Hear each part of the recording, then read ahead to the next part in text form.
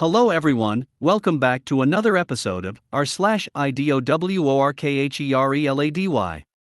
In today's episode, yep, I do work here since the beginning. I'm not your server though.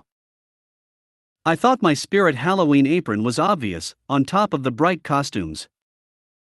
I can't believe it happened again. Before we get started, make sure to subscribe so you will never miss a video. So let's get started. Yep, I do work here since the beginning. 11 years ago, I took a chance at a job at a startup. I took a salary of 1/3 my previous pay because I believed in the company's mission and was excited to work on the project. At that time, the company had less than a dozen employees. The next 5 years were tough. I was laid off a couple of times. At one point, I was the only employee other than the owner. Most of that original crew have moved on. Only one other person that was hired before me is still there. My employee number is 3. I know our product inside and out, designed a large portion, and made the prototypes. In the last few years, the company has grown from a couple of dozen people to almost 250 employees spread out over 3 nearby campuses. So far, I haven't really had too many issues. I try to introduce myself to new hires and welcome them to the team when I get a chance. I guess I missed a few though. The other day I had to go over to the main campus, used my key card to get in, and went past the office doors looking for one of the engineers. I work in the R&D shop and dress accordingly, flannel shirt over a tee, jeans and work shoes. I guess I didn't look the part of an office type. Occasionally I'll get quizzical looks, but the company logo on my hat or t-shirt usually gets my buy. One of the newer office employees decided I didn't belong in the office and stopped me to ask if I needed help. Thanks, I got it and kept walking. Sir, you can't go in there unless you work here. I laughed and pointed at my hat. I do work here. But I don't think we have met. I'm OP and you are? They kinda stepped back a bit and said they didn't recognize me. What department do you work in? Well, wherever they need me, but officially I'm R&D. Today Engineer X, and I have a meeting starting right about now. Nice to meet you, I gotta go. They gave me a funny look but went back to their desk and I went to my meeting. Not a huge thing, but interesting for me. We are really striving to keep corporate walls from becoming a thing. I suppose the bigger the company gets and the more spread out, the more I'll have to deal with this, but it's kind of funny. I can't wait for the inevitable big-time confrontation. It's going to be fun messing with people. Especially since I can get away with it. The company pretty much lets me do whatever needs doing, go wherever and solve whatever needs solving. Never take anything too seriously. Cheers. I'm not your server though. Just remembered this, honestly not sure if this is the right place or not, but this happened around 5 years ago, while I was doing my baker's apprenticeship, and it happened where I had worked at the time. So, it fits I guess. A bit of info, the bakery I worked at did not have set times for break, the boss simply called out our times one after the other. On top of that, bakers dressed differently than the servers/clerks. So, the boss had just called out that it was my turn for break. As we bakers always did, we went up front to grab something to eat and drink. I was waiting by the machine for my drink, just staring out the windows when I hear an "excuse me." Since I was clearly not a server/clerk, also on my break, I ignored it. Not only that, I saw a server/clerk just out of the corner of my eye, hanging off to the side talking to someone in the office. Naturally, I thought the customer was attempting to get her attention. After a minute, I hear another "excuse me," if a little more forceful this time. Again, off the clock and not someone that works up front, so I once again ignore it. Just as the machine is done making my drink, and I go to grab it, the customer reaches over the counter and shoves a plate into my hand instead. Customer, excuse me. I've been calling for you. Mia. I'm in utter shock. This customer actually grabbed my hand and forced a used plate into it. Customer, I need more butter. Me, I'm sorry. Customer, butter. I want more. Me, I'm sorry, but I don't work dash. Customer, don't lie, you clearly work here since you're behind the counter, now go get me more butter. Me, but I'm dash. Customer, butter. Now.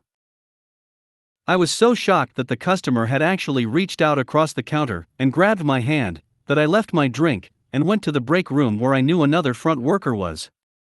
She was surprised, thinking I had already finished my food when I told her what happened.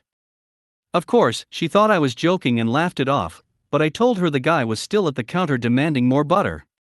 After taking a peek, sure enough, he was huffing and puffing while waiting for his butter. She said she'll take care of it, so I can go grab my drink and get to my break. Of course, when I returned, without his plate or butter, he got upset. Not loudly, but it was visible on his face.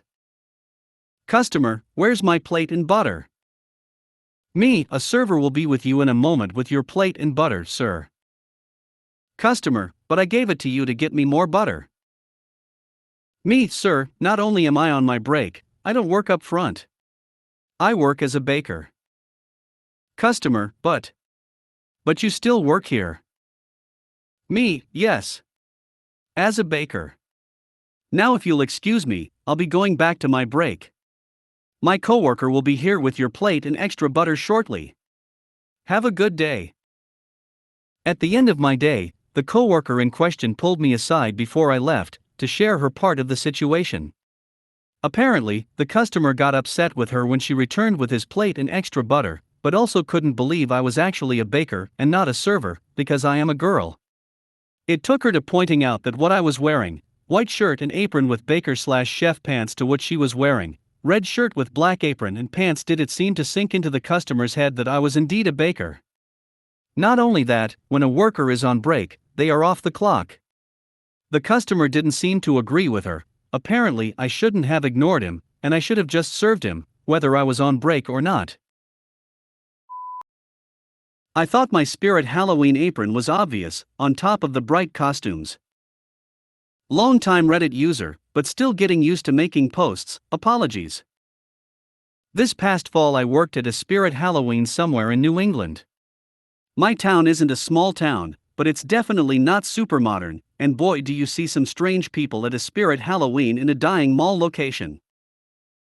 Throughout the season as we approached Halloween, I'd acquired quite a few Halloween costumes to wear at work, always with my bright purple apron over it and a big black radio hanging off the back. Almost every working day prior to Halloween I was a clown, vampire, Arkham City Harley Quinn, or a Scream costume without the mask.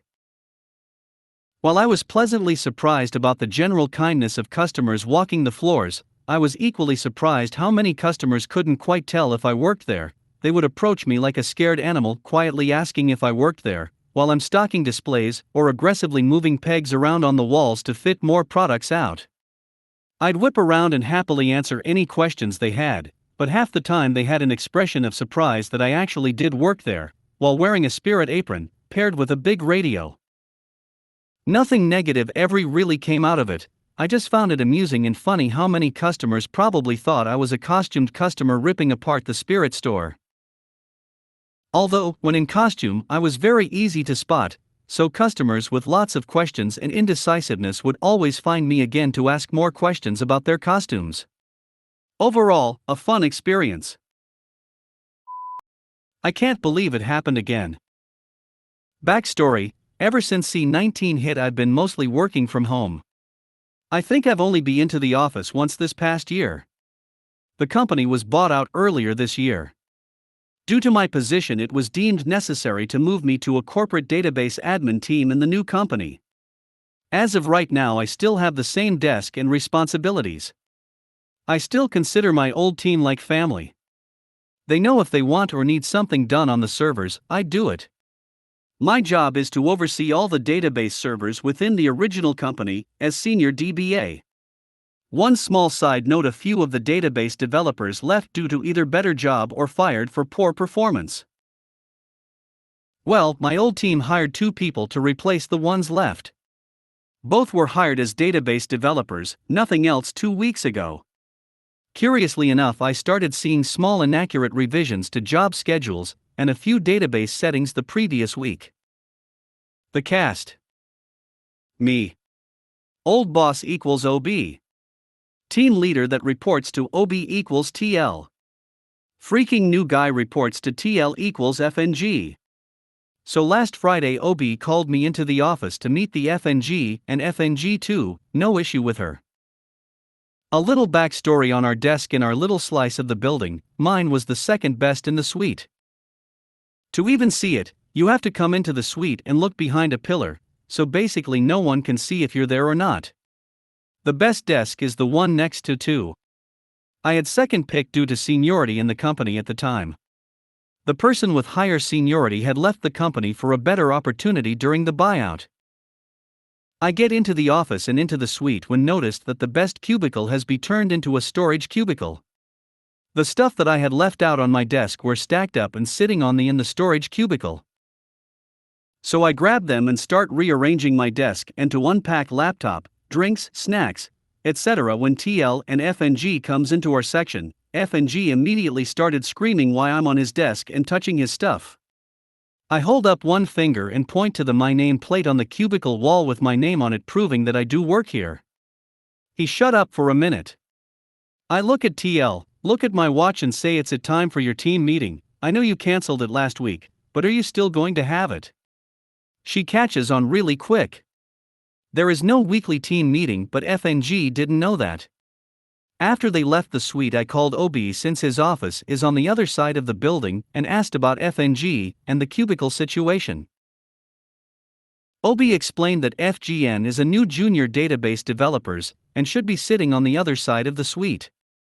I guess TL has sent a message to OB at the same time as we were on the call and requested our presence in the conference room. As soon as I walk in with OB right behind me, FNG made the comment, "Oh, here's the desk thief," to which OB replied, "Oh no, you are. He's been here 7 years, he have any desk/cubicle in that suite, including your boss's if he wanted it." That took a lot of wind out his sails. He just realized that he lost that fight. He tried to rebound a little by announcing, "But I'm the DBA. I need the 3 monitors and..." In unison both my boss and I screamed, "What?" I asked what his PC and login information was, and it was the same person making the unauthorized changes to production servers that I noticed the week before. FNG, trying to defend his position, said, "You said," pointing at OB, "that we no longer have a DBA, so I took the initiative to fix things."